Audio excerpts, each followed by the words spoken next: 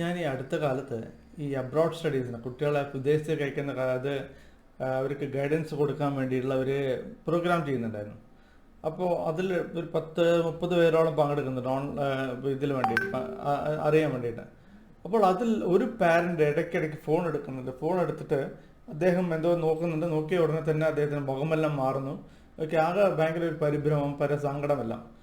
അപ്പോൾ ഞാൻ ഇടയ്ക്ക് നമ്മുടെ സെഷൻ്റെ ഇടയ്ക്ക് ഇതുണ്ടാവില്ല, ബ്രേക്കിൻ്റെ സമയത്ത് അദ്ദേഹത്തെ വിളിച്ച് ചോദിച്ചു എന്താ പ്രശ്നമെന്ന്.